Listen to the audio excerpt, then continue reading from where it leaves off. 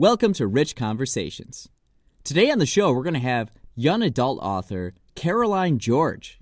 Her and I have known each other for a couple of years now, and I thought, what a great time to have her on because her latest book, Dearest Josephine, just came out, and I read it over the last week, and I really enjoyed it. And it's young adult fiction.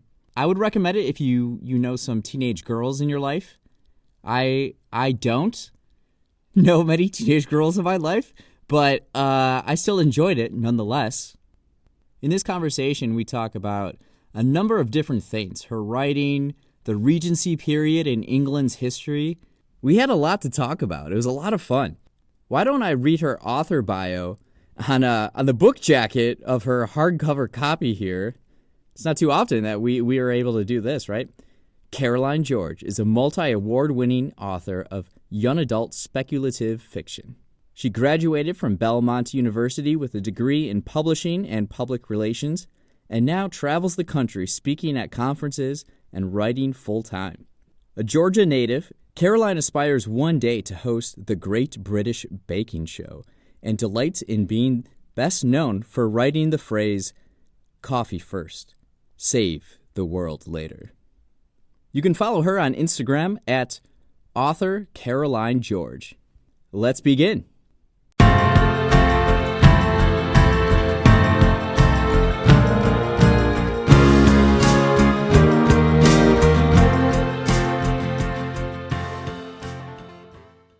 All right. So today I am joined by young adult author Caroline George. Welcome to the show. Thank you so much for having me. It's an honor to be here. And you're coming all the way from Georgia, right? I am. I live about an hour and a half north of Atlanta. So I'm in the country, which has been awesome during this plague season. I've still been able to go out and walk. And it's a really great writing sanctuary, I would say. I feel like it's a good time for writers right now. I think writers are thriving, at least, especially since I'm more of an extrovert, which is very different from a lot of my writer friends who are hardcore introvert. But knowing that I really couldn't do anything anyway has kind of helped with the FOMO. So it's allowed me to focus a little bit better. Yeah. But I think writers as a whole are thriving. I think publishing's still doing well, despite some of the hiccups we might have had. I think publishing has hit its stride. And now we have so many more virtual opportunities for author events that people are going to. So I think there's a lot of hope in publishing right now, even with COVID and all the world's mess. Yeah. So this is now we're talking today about your latest book that came out, Dearest Josephine. And I got to say, I really like the artwork on here. Yeah, the artist Connie did a phenomenal job. I was able to connect with her a few weeks ago. She also has done Jeff Zittner's books as well, which I think is fun because Jeff's a phenomenal author. But I think finding the right angle to go with the cover art was a challenge because the book blurs timelines a little bit. It has contemporary elements, historical elements. So finding the right cover direction, that didn't look too historical, but didn't look too contemporary, I think was tricky, but Connie did a phenomenal job with it. Yeah, I really like the like matted look to it. I think it's really pretty. It looks good on shelves and it photographs well. So I'm really grateful. The design team did a phenomenal job. And then also the interior design. I really like how when you start with the chapters, you got that flower there, and the fonts are good. I'm someone who like really appreciates that stuff.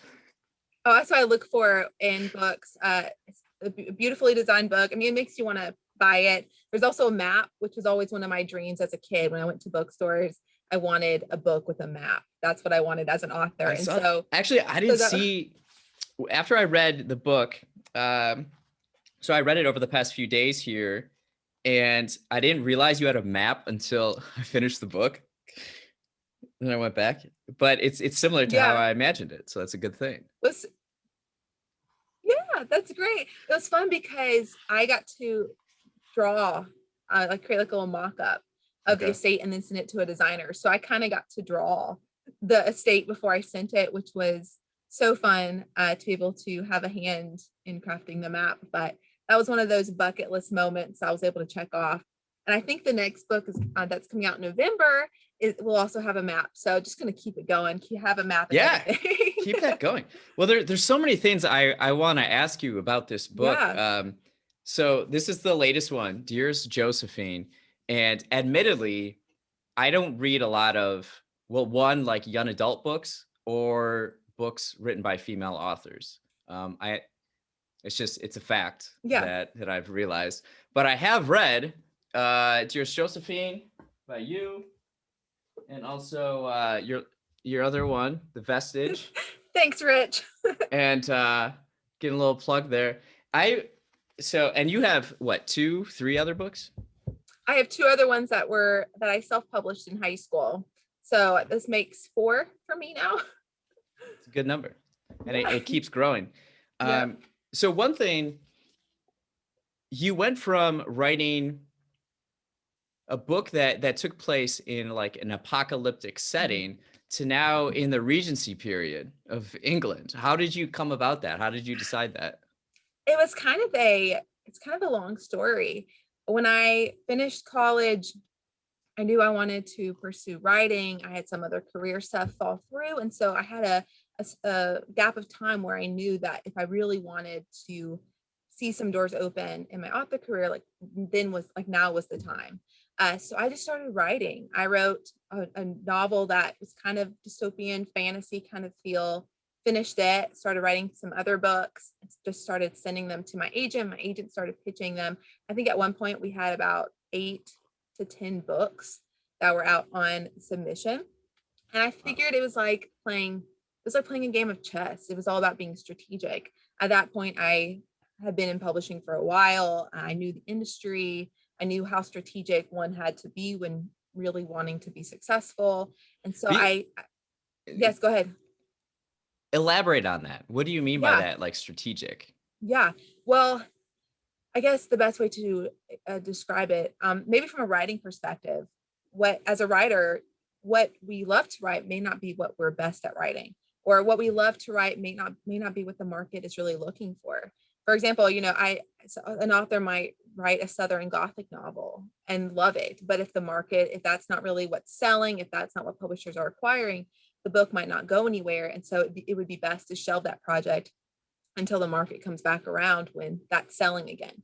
So I was looking at what was selling in the market, what films and TV shows were going to be coming out in the next few years, and then trying to predict it, almost like predicting the stock market, trying to figure out which direction the industry was going to go. So I wrote a bunch of different projects. My agent was pitching them. Thomas Nelson HarperCollins was interested in a book that was kind of a YA action comedy, which is very different from anything I've ever written. It was very punchy and had a smart wit about it, and just super different from what I had tried before. That went to Pub Board, had a phone call with them, and they asked me long term what did I want to write. And I said I wanted to write something a little bit more serious, something that had a little bit more of a literary flavor. So they had me send all of my ideas. I think I pitched probably 13 or 15 ideas to them. Dearest Josephine at the time was a adult romance idea, so it wasn't YA, but I took the concept, I turned it into a YA book and pitched it, and that's the one they went for. So was it my original plan to write a Regency YA romance with a contemporary element? Definitely not. But I'm really excited that that's the project that they went with, because I think that even though it wasn't my original genre, I think it was able to really show voice, and I think it was able to challenge me in new ways. I told someone the other day that there are 2 different types of books. There are books we write for ourselves and books we write for others. And I think the books that I had previously published were written for me, but I think Dear Josephine is the first time that I'd actually written for other people, because the story, even though I love the story, it wasn't just a personal story. So when I sat down to write, I was writing for the sake of craft and for the sake of loving storytelling and not just the story I was writing. Yeah. And so I think Dear Josephine's the book that really made me an author, and proved to myself that no matter what story I was asked to write, that I could write it and still love the process. And so that's how I kind of got into the Regency realm. Yeah. So you mentioned young adult, like what? Yeah. So you're writing for young adult audience, Yeah. to teenage girls, I imagine. So it's really interesting reading a book, because as I'm reading it, I'm like, I'm definitely not her demographic. You're And definitely not the target audience. this is very interesting though. And I'm getting inside the heads of like, relationships, and then like Yeah. trying to think about like, oh, what are young women experiencing and going through, and dreams and hopes, and then Yeah. how is Caroline tying this all together is really interesting to me. Yeah, and that's what I think that's what's really fun with writing YA. I mean, this book is a very girly book, but my demographic was women of all ages, and that's one thing I love about YA. I was asked in an interview last week by someone about whether I thought YA was a real genre, which kind of threw me for a loop at first, because I was like, who's ever thought that YA wasn't a real genre? But I think what they meant was in the realm of seriousness of, is it really serious fiction? And one thing I love about YA is the fact that it's universal, because everyone knows what it's been like to be a teenager. I meet women at conferences ranging from 16 to 66. And a lot of them that I've realized deal with similar insecurities, are still trying to find their place in the world. And so realizing that is one of the reasons why I love YA, is because I'm speaking into not just insecurity, but into that desire to find our place in the world. And that's really what YA at its core as a genre is all about. It's about young people finding where they belong, that coming of age story. I mean, we are always in a coming of age story. We're all growing. And I think that YA really captures that. But Dearest Josephine is definitely a girly romantic book. It kind of came about playing off of the fantasies of romance that I had seen on social media, like in the Bookstagram community. I had seen all these girls post about boys and books are better, things like that. And I started thinking about that and realizing how so much of our ideas of romanticism comes from what we read in literature. So I really wanted Dearest Josephine to speak into that and kind of bring it back to reality of our stories are just as beautiful as the ones we read. So it kind of has a little cliche message, but I think that it's a timeless truth that speaks to women of all ages. Yeah, I had a lot of fun reading it, especially it was just, it dealt with a lot of, some serious issues and trials that people go through as real people. And I like how it's not an easy thing to tie all these different things together. So explain the plot real quick. Yeah, because you tie together like 3 different time realms, and it's interesting. It's all over the place, but the story at its core is about a girl who, when her father dies, she discovers he had previously owned an old fixer-upper manor in northern England. She goes to the manor, and there she finds 200-year-old love letters addressed to her.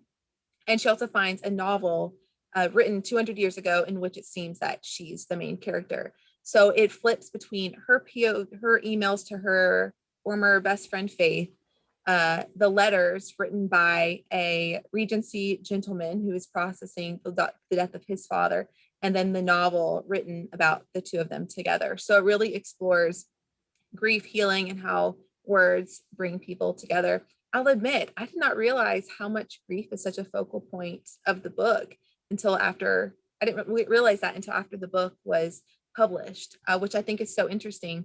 I always saw it as a love letter to the written word, when really it's a love letter to grief, and how grief isn't a textbook process, and how we rely on other things, or we look for healing in different things in our lives, and where healing can really come from. So I think that's interesting that really wasn't the focal point of the book originally, but that's kind of what the story ended up being about. Yeah, I definitely see that. I went throughout the book, I was highlighting different things that struck me or that I found interesting. And a number of them are about healing and grief, mourning. Yeah.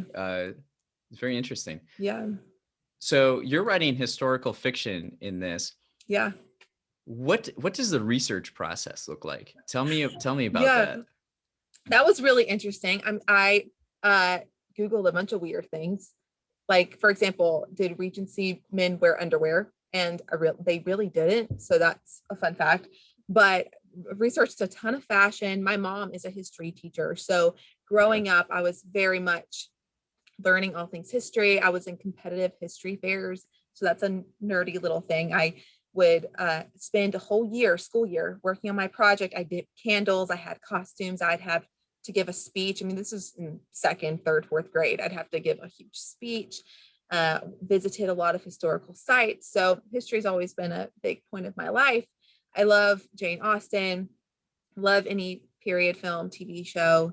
So transitioning from writing sci-fi dystopian into writing something Regency wasn't too off base, I would say. I mean, it was still something I was familiar with, but with research, it really consisted of asking a lot of history friends who are history majors and things like that. Explain the Regency period. Okay, so the Regency period was kind of a return to Romanticism. We're looking at like the right before the 1820s. This was I think 2021 was a kind of the cutoff, but you see it's that Georgian period where you see a lot of that classical style start to infiltrate culture. A lot of that just return to the arts, that Grecian, Roman style. If you were upper class, you would spend more of your time, studying the arts.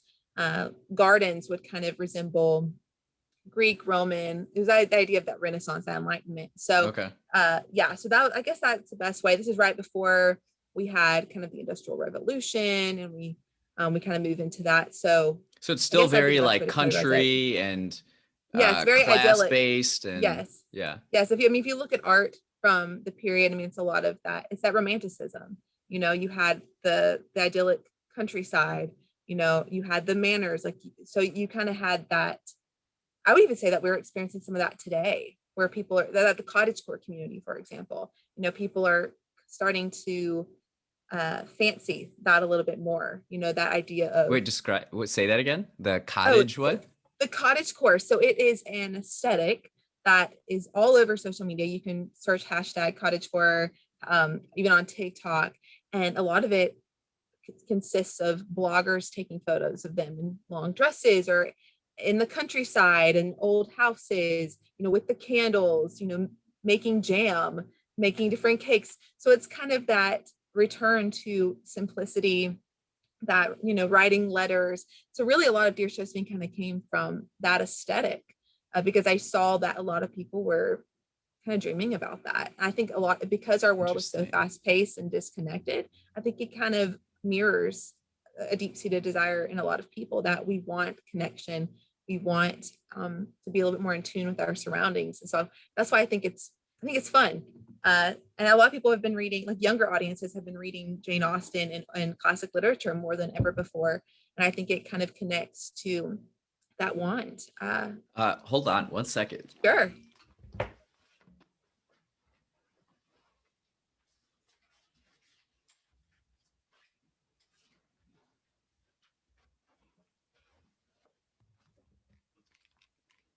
So something you mentioned is about like returning to that simplicity, and we're so confronted with like instant gratification and phones and social media that I have 2 letters here that I wrote, and I'm starting to write. I'm getting into letter writing.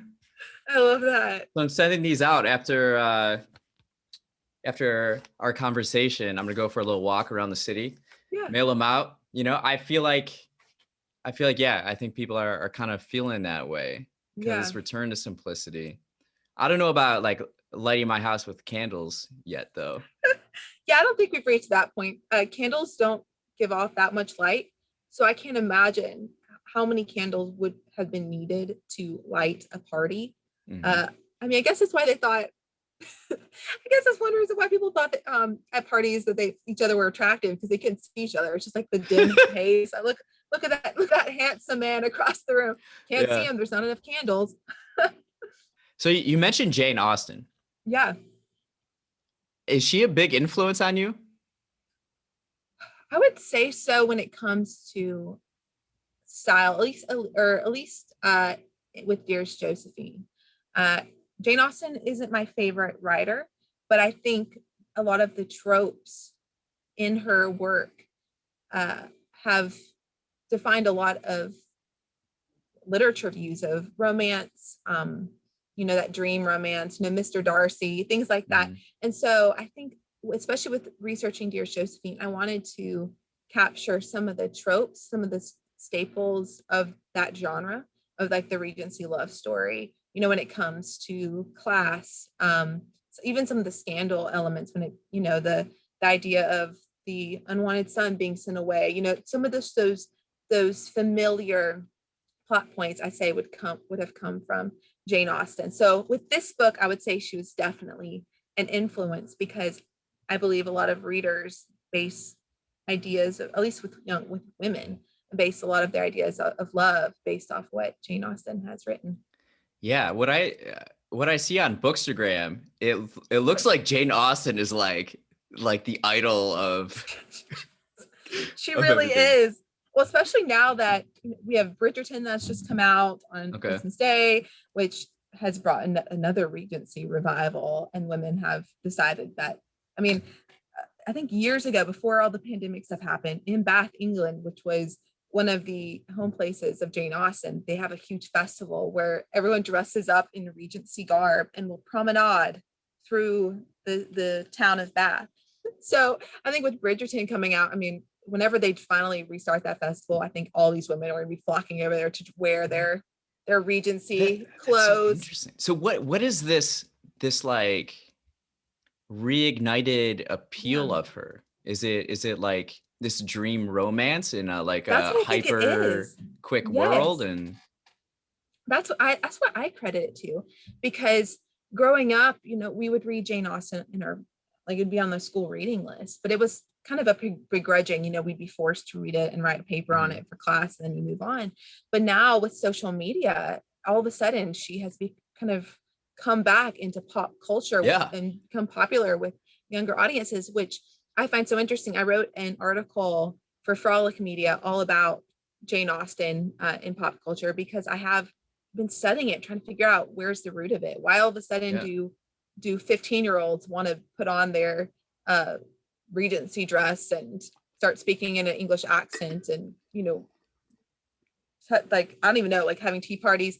It's like all of a sudden this has become more of a thing. But I really credit it to that want for connection, that want for simplicity, that romanticism. We have app dating now. I think we've stripped a lot of the romance out of culture, and so I think young girls are looking for it in other ways. And even if they haven't read Jane Austen, I think they've fallen in love with her ideas. So we have Jane Austen, we have the original books, which are, to be honest, are kind of hard to get through, but we have so many adaptions. We have so many films, TV shows. And so I think people have fallen in love with the idea of her and her messages, even more than her works. And so that's why Dearest Josephine was so fun to write. It's because it was really tapping into just that resurgence within culture. But so was there part of you when you were writing this? How much of it is like you versus like writing for an audience? Oh, I'm talking about like the dream man and dating and courtship and. I would say, I think Elias in the book, he was, for me, I kind of based him off what I had seen girls saying what they wanted. So I really wanted to create a parallel between the idea of the dream Regency boy that they read in classic literature versus, maybe the real dream boy in their life. So I kind of created Elias based off that, the Miss Rochester from Jane Eyre, like the broody, lives in the manor, writes his love letters. But then I think Oliver for me was this is the boy that you would go out with, with thinking about younger readers. I wanted to show what they're thinking they want versus what they actually might want. So when it comes to what's me, I think that's a hard question. You might have to edit the silence. You might have to trim the silence. So so while I'm reading it, Elias versus Oliver. Oliver is like what you would see a regular teen now versus like a teen back in like 1821. And the difference in society and how like men are. I had a lot of questions. I was thinking a lot about Yeah. like men and what does it mean to be a gentleman and what does it mean Yeah. today to be a gentleman, because I read Elias's Yeah. letters and I'm like, this dude is desperate. This Yeah. guy, this guy right here. Oh man, sorry, dude, you would not cut it today. And like, it's interesting how society has changed Yeah. standards, and I just want to get your ideas And on that. actually, I love that question. And when I was writing Elias, I mean, I knew I was like, okay, he's going to have to be flowery, which isn't truly realistic. I mean, you're probably one of the few guys who have picked up this book and have read it like cover to cover. I mean, it's for women. But one thing with writing for Elias, I wanted his struggle to really look at ideas of masculinity in Regency period. And even to now, you know, because I've had a lot of guy friends who I've sat down with and I've asked them, like, as I'm, you know, what do you struggle with? I mean, girls, we have countless insecurities that are broadcasted all over the web, you know. Everyone knows what women deal with. But I asked them, I was like, you know, in this conversation, what do you struggle with? And a lot of them said that, especially growing up in the South, that they kind of struggled with this idea of masculinity. Like, could they express their emotions? You know, how they didn't really know how to go about that without seeming not manly. And so when writing Dearest Josephine, I wanted that to be a focal point of Elias, looking at the standards for men in the Regency period. You know, if he's going through grief, is he using writing letters as a way to kind of process that? So even though he's technically writing to a girl, I wanted it more of he was using his letters to really process what he was going through in a safe space. I mean, I imagine his character that in person, he would be rather stoic and a little broody, and he wouldn't be as emotional as he is on the page. But that's the beauty of the written word. How we speak isn't necessarily how we write. And so when looking at the idea of gentlemen, I mean, in the Regency time, gentleman was all about your class, you know, your station. Are you a landowner? You know, how much money do you have? Do you work out in the fields versus do you sit at a desk? You know, those sort of things. But I think in a lot of ways we've connected that to the character of a person, at least in today's era. If someone's like, he's a gentleman, I think there's more of a character connotation. So gentlemen in the past used to be just like a station of life. Okay, interesting. Yeah. So I mean, if, for example, if you've ever seen any period film, or you'd have two different types of men. You'd have the men walking around wearing work clothes, and you'd have the ones walking around in their tailcoat and cravat and their pantaloons or something, and they'd be their trousers. And so it was that almost kind of like blue collar worker versus a desk worker. So it's kind of that idea. So gentleman in the past was really focused on station, versus today, I think it has more character connotations. Yeah, I was very curious. I'm sure you looked into this, researching for the book, but like, it's really interesting how like class structure was back then. And it seemed like, or the way it's kind of portrayed in the book is that basically like your reputation was everything. It wasn't really, you made decisions based on what was best for your family and the social standing and the future. So that was, I mean, and being a bastard was like this, like, and even in the scandal. Book, well, especially like being a illegitimate son, you know, in that time period, if you were illegitimate, but you were the son of a farmer, it wouldn't have impacted you probably as much as it would have if you were the bastard of a titled gentleman. So in the book, Elias was able to keep his dad's title.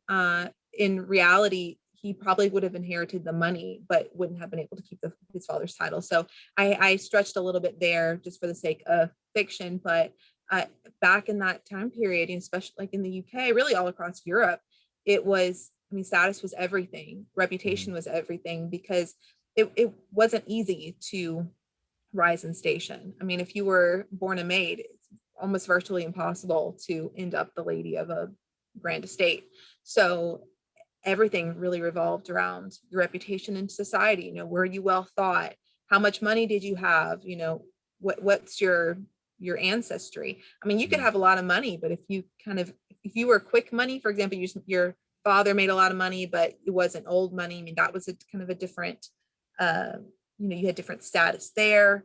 So really the whole society revolved around whose child you were and how much money you had. And it's challenging to take our contemporary view and put it back in that place and try to understand why it was like that. It was very what would you say, is that static, where it's like very hard to move up? I would say so, yeah. Or it's easy to move down, I suppose, but not up. I mean, you kind of see, I think a lot of that kind of goes back to the idea of the feudal system. I mean, but you'd still have, even in Regency, you had lord and lady of a state. You know, they'd be the lord and lady of like the village, that they would do, you know, they would rent out their fields and things like that. So it wasn't really until the Industrial Revolution where you started to see that system start to unravel. And people who were once titled, you know, their title meant nothing anymore. I think that kind of comes into even the early 1900s. You start to see that dissolve.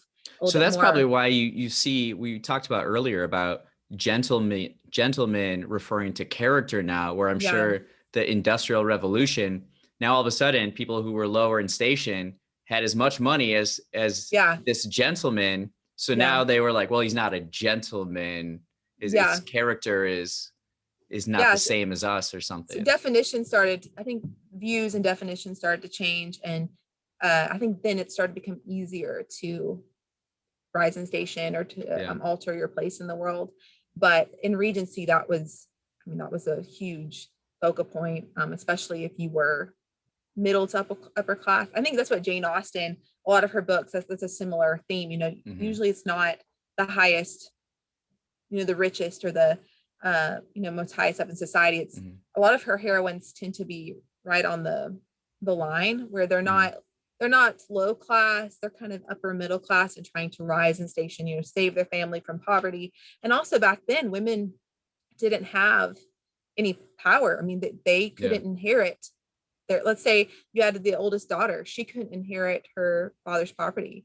You know, a lot of times it would go to either her husband or it would go to the closest male family relative. And so back then, marriage was the number one thing. That's all women were really could care about, is because their marriage determined their future. So I think that's another reason why status came from money and title and all those things. And so a lot of times too, they're marrying a man that they aren't in love with, and it's just for the family or whatever. So you're stuck in this position where you can't like make your own money or inherit any money. You have to go with somebody else, but you probably don't love, or you might not love the man. You might be terrible. He might be, and so there's like, that's where the idea of you're doing it for your family is, because how you're marrying determines really your family's future. I mean, if you are one of the only daughters, or if you have all sisters, then if your father died, who would take care of your mom? Because the mom, doesn't really have much money. So it's a lot of times the marrying determined really the course of the family. If the other sisters weren't married, they'd be reliant on their older sister to marry well, so that the husband would take care of the other sisters. So that's where a lot of the idle time came from. Is if you were a high-born lady, and I guess if you weren't ready for marriage, I guess even once you were married, a lot of your time consisted of sitting in your drawing room. Yeah. So what do women do in their idle time during this period? They, needlepoint, work on their stitching, they paint, they play the pianoforte. So a lot of the arts, they practice their French, learn how to sketch and watercolor. And that's the idea of the accomplished lady. The accomplished lady would have been someone who was fluent in the arts. And so it would have been a big deal. If you were proficient on the pianoforte, if you were a talented artist, then that would have made you I guess, revered more in society. They would practice their singing, things like that, Okay. walk around, be very ladylike. Really, that was the idea of femininity in that time period kind of came from showing the weakness of your sex, like as a woman. So some of the women, Wow. I read this little handbook that was from the Regency period for women about, you know, how to attract a man. And one of the Yes. advice, Tell me how to attract. yeah, they said, attract men. okay, to faint, to show that, you know, that you are weak, to faint near him. That was one of the things. You know, you throw your handkerchief down, which shows that you're interested. Things like that, things of that nature. Of course, you know, you'd sing, you'd invite him, you know, you'd hope he'd come and call on you, things like that. But my favorite was definitely just to faint in front of him, to show that you're delicate, you have delicate nature, just to faint. Wow. Just So imagine that going down today. Girls, you know, they walk up to a guy and just pass out in front of him. well, what's interesting though now too is like guys were. It feels like it was a lot more structured, the courtship. Whereas Oh like yeah, today, I feel like if a woman tries to flirt or send signals, yeah, but young men were often very clueless and we don't get it. yeah, So then there's like this total like miscommunication and it's tough yeah. out here. I mean, then it was, everything had to be chaperoned. So that was a huge deal because a woman's honor. I mean, the men could be sleeping around, no problem, but Mhm. as a woman, you didn't want to have your honor questioned. Like you never Yeah. wanted someone in society to say that, you know, you've been sleeping around or things like that. So chaperones were a must to preserve the honor, I guess, of the relationship. And so Mhm. women were very much censored. So a lot of the interactions between men and women happened at the parties. If you lived in the city, there would be a social season where you'd go to the different assembly halls, you'd go on your daily promenade through the park. And it was a very structured way of meeting people. If a man was interested in a woman, he could call on her, like in with her family. So he could call on her for afternoon tea, sit with the family in the drawing room. So it was very structured just overall. And that's how you meet people. I would say that it definitely a lot more rigid, I guess, than now. Yeah, the parties in the book. So is this something that I'm sure throughout history, people of upper classes, they threw these extravaganzas, even if like they didn't necessarily have the means, but it was to Oh show yes. that you were this or that. And actually I remember learning about like Louis the 14th, and Yeah. he basically made like luxury into power, Yep. where in order to sit on his court or to like come to his parties, you had to get like this type of dress made by Louis the 14th's tailor. So you'd be paying the state to come to the state's party. And it was just like a brilliant way to have power. Wow. I Uh, didn't know that. That's super interesting. yeah, he was a smart dude, but that's a common thing, right? To throw these Mhm. parties and then to set up these courting experiences and like, hey, you Yeah. should talk to lady blah blah blah over there. Her and daughter and the is thing is, at parties, that thing is pretty humorous. You couldn't just go up and introduce yourself. You had to have a common acquaintance to introduce you. So if you just walked into a party and knew Mhm. absolutely no one, you couldn't talk to anyone without it being considered rude, which I think is hilarious. So I mean, you would need to go with someone to a party who had connections, who could introduce you, because just talking to someone was considered rude, which I Mhm. think it's pretty funny. But in that time period, it seemed to be very sensory. The idea of opulence and luxury was very experience based. So, for example, in I think London, there was the Vauxhall Pleasure Gardens, and it was a public place where people could go and pay, and there would be fireworks. They'd have vendors, you know, lots of dancing, lots of music. It'd be a very opulent place to be.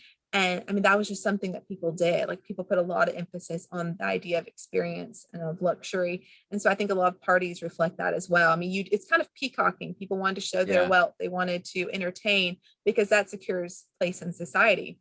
Yeah, and If you invite, reputation, right?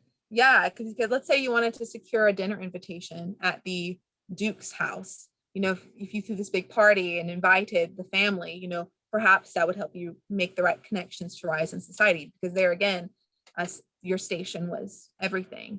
So it all kind of connects there. So it was like, to move up, it wasn't based on your actual like merits or talents. It was like navigating social interactions.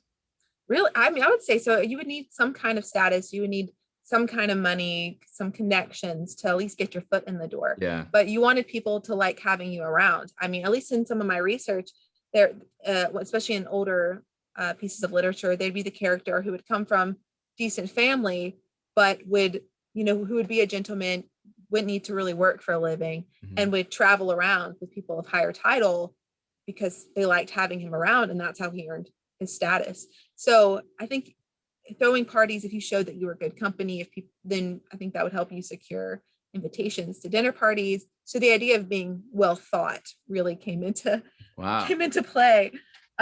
I think it'd be fun to live in Regency time for about 2 weeks, and then I think I'd probably get fed up with it. That reminds me of, so I have a number of musician friends here in the city. Yeah. And they all go on tour and everything.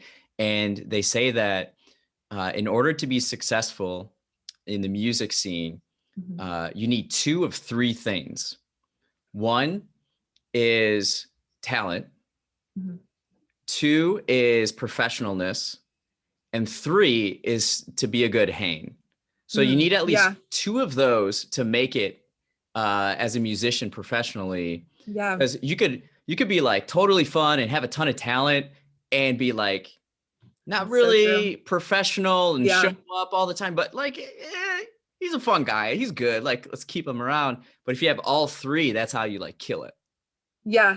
Well, I think that applies to pretty much anything, though. I mean, you have to have that's what's so great about it, though, isn't it? I mean, it's true. I mean, you have to have some kind of skill, something.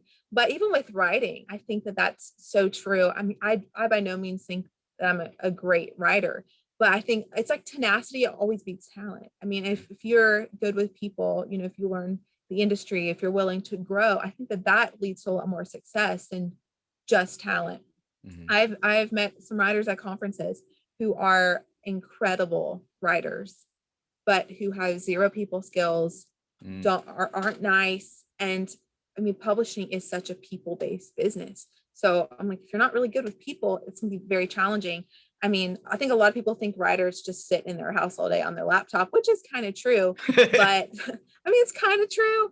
But a lot of business comes down to, can you work well with a team? I mean, I changed so much in Dearest Josephine when working with my editorial team and working with my marketing team. And so, I mean, so it was a very collaborative project. And now I spend hours every day communicating with people online. And so having some kind of people skill, I think really helps you get further than if you just had the talent. So I think that that's so true. And it definitely does apply to Regency. I mean, if you were fun to have around, then hey, you're probably fun get to go to all the parties. Yeah. So you said you wouldn't want to live there. You get pretty bored. I can see that. I'd probably get sick and die. I mean, well, I had to look up. So at one point, 2 points in the book, you mentioned death by consumption, and I was like, what is that? So I looked it up, and it's tuberculosis. Yeah. And winter fever is pretty much pneumonia, but they didn't know how to treat it. So they could take you out, or they would just put leeches on you or something, or drain your blood or do something weird like that. Yeah. And like, so Elias, he's in this manor. I'm sure that in the winter, it wasn't very warm inside. Oh, it's damn. Have you been to the UK? I have not. I want to go. I plan to go. It's a very wet place. And so in the 1800s, without modern architecture and central heating, I can't imagine how damp these houses would have been. The mold and the mildew within these houses, trying to keep the fire going. And I mean, especially gets cold up in northern England. And so getting sick, it's pretty easy to do. I mean, and even with having the rats and things like that, there were a lot of things that weren't so sanitary. And people got sick and they died. That was like a thing. Yeah. We're very fortunate to be living this time. I do think it's interesting how, like, I'm sure the norms during the Regency period weren't that similar, or were very similar to norms hundreds and maybe 1,000 years prior to that. And this over this 200-year span, how like the culture and everything has changed so dramatically. Oh, I definitely think that's true. Even over the last 50 to 100 years. I mean, our culture has I mean, just rocketed to a totally different place. I think a lot of that is credited to advancements in technology. We have advanced so much technologically, there we go, over the last few hundred years, to where the advancements a century ago moved a lot slower. And so I think that that's one of the reasons why so much has changed in such a short period of time. Yeah, the industrial yeah revolution. Have you been to the UK? I have. I've been a few times. What's your experience like over there?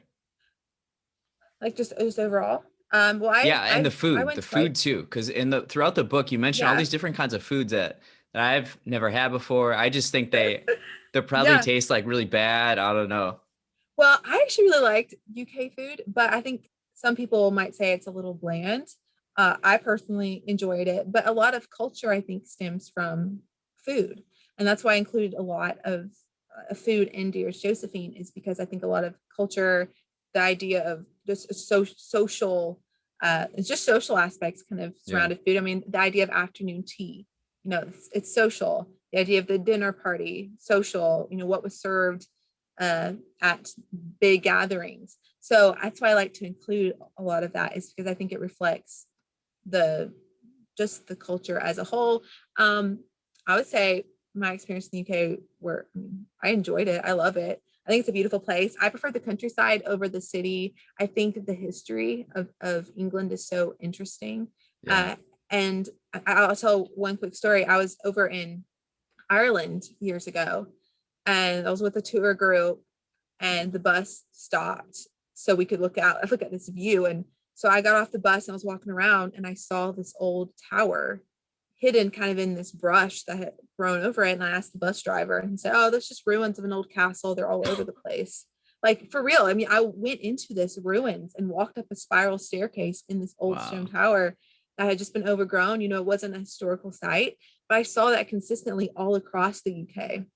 People just lived in it's almost like layered history. I mean, here in America, we don't see evidence of our history everywhere, but in the UK, I mean, you'd have something from the 1400s amidst something from the 1600s, the 1800s, and then to present. It's all been layered, and people are living in it. And I think that the culture is so strong because of that, and like the sense of national identity. And so that's one thing I really loved about it. I love the moors in England. So the moors are the hills, right? Yeah, so it's like a heathland. So not a lot grow up in the moors. I mean, most of the time it's grazing land. But that's in Northumberland, which is just the northern part of England, usually right around the border of Scotland. But I've been to England a few times. I've been throughout Europe a few times. I want to go back once the borders open. Dearest Josephine actually releases in the UK, I'm pretty sure in March. So I'd love to go over and see it. Oh, that would be awesome. But we'll see how that goes.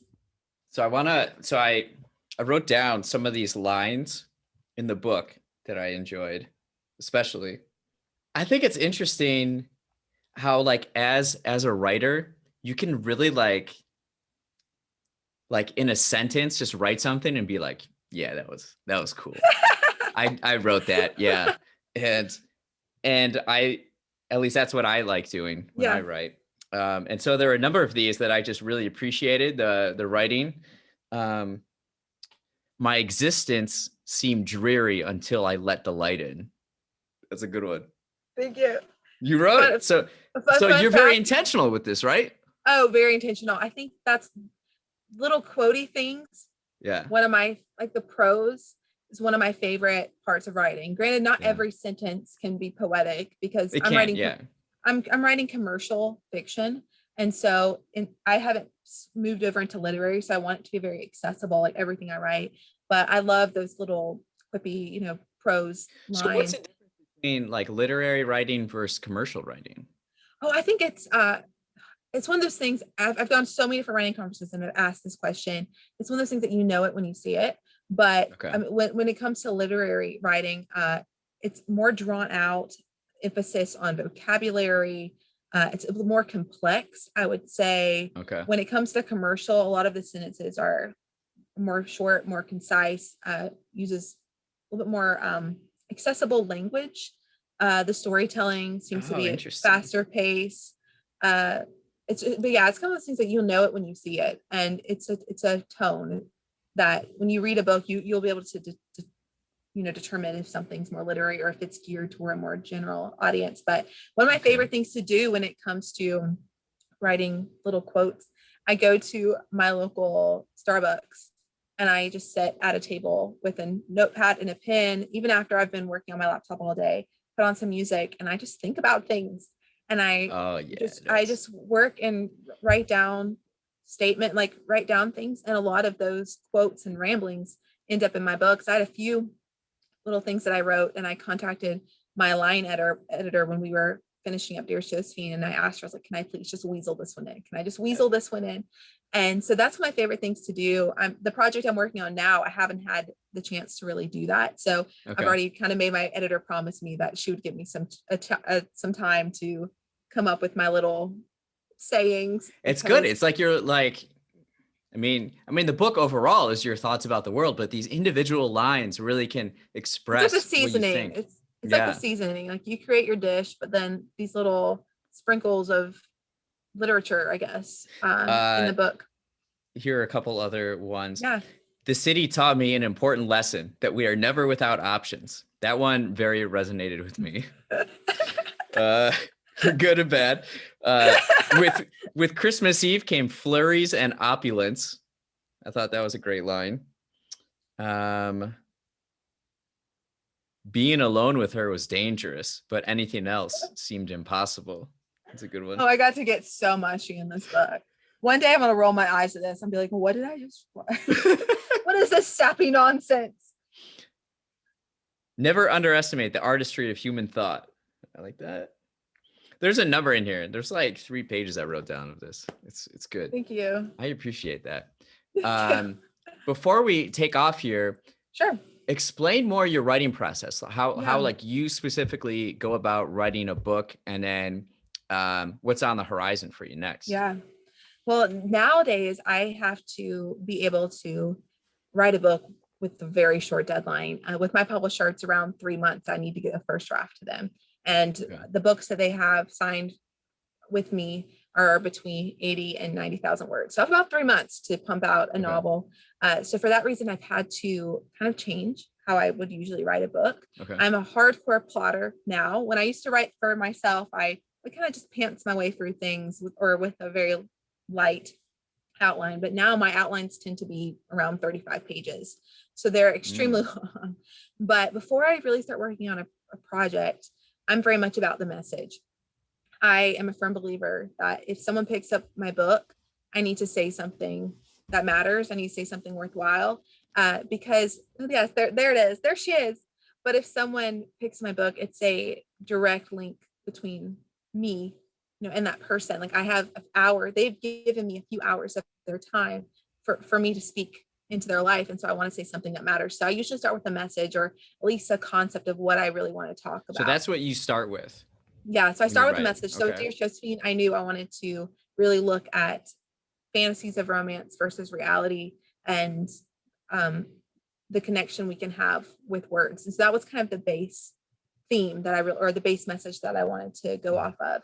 And from there, it was really, then the concept came. So it comes with like the message, and I started to develop a general concept, and then I outline chapter by chapter. I do in-depth character sketches. So by the time I'm done with my outline, it's a meaty piece of work. But I really try to have a handle on what I'm writing before I get started, because I know that with such short time, like just with deadlines that I need to be able to move swiftly and precisely. So do you like you have the message and then the plot, but you do like all the research and everything before you write it? A lot of times, or at least some of the general research. I mean, when I'm working on a chapter, if I need to know, I mean, for example, with Dearest Josephine, a lot of my Google searches were diagram of a carriage or names of garments that people wore in Regency, or what time do they have their afternoon tea, you know, like little things like that. So, you know, when I was working on that chapter, I might do some of that research, but when it comes to the broad research, I did that beforehand.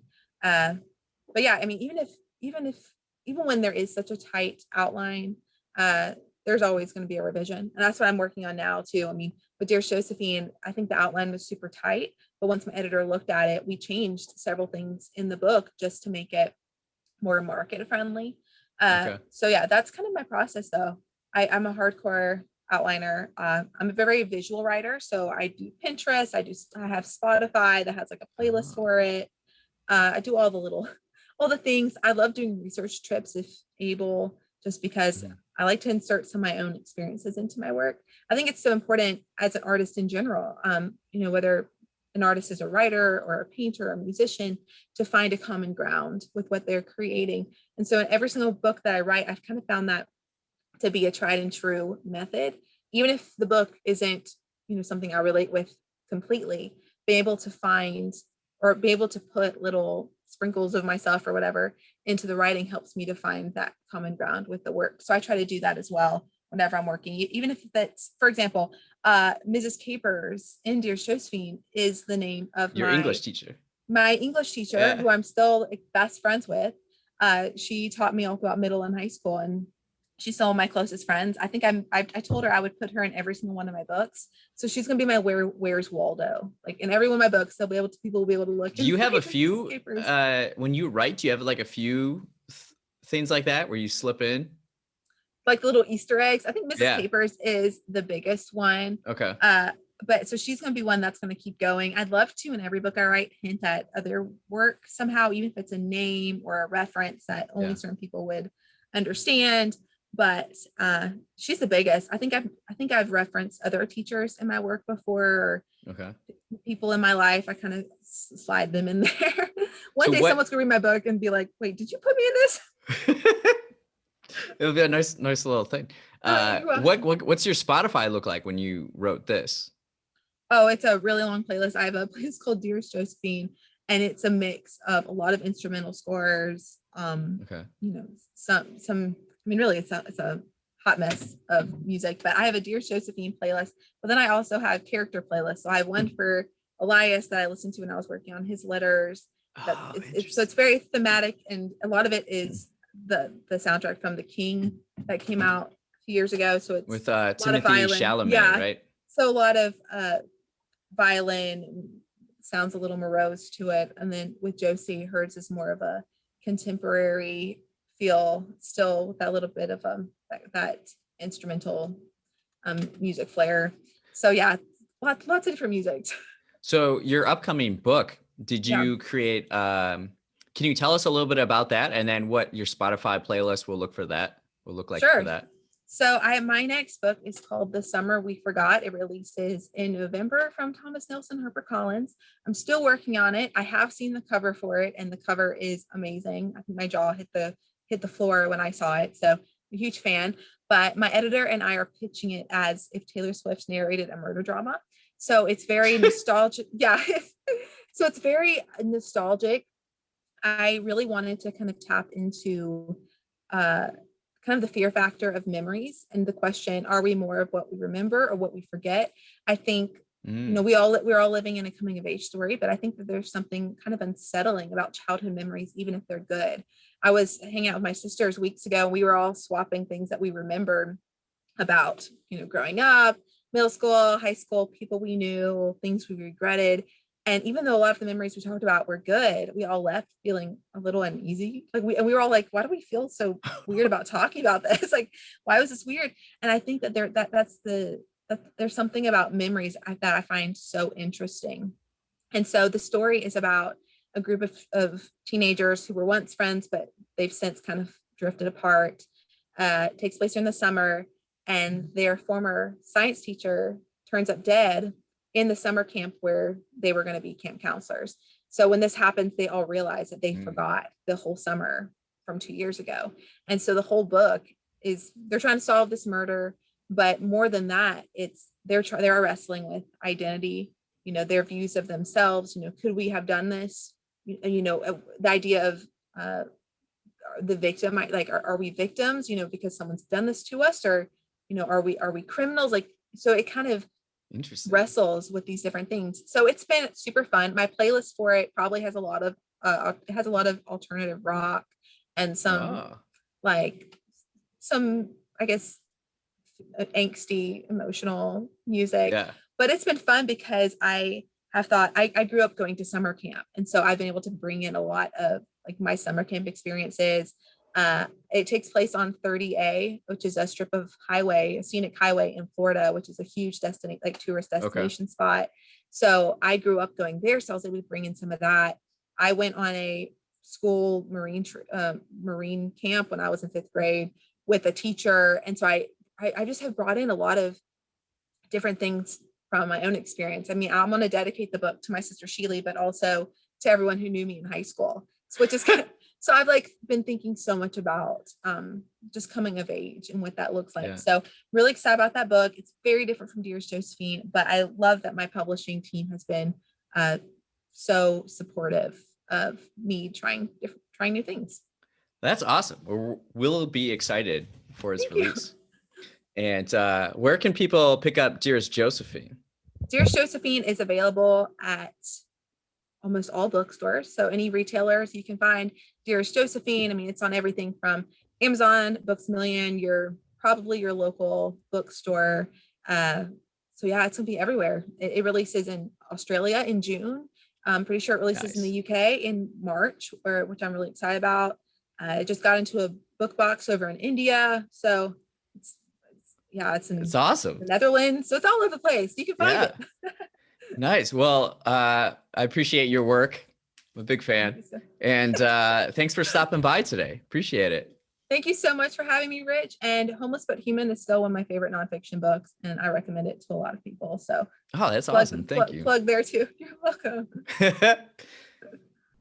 Thanks for listening to Rich Conversations.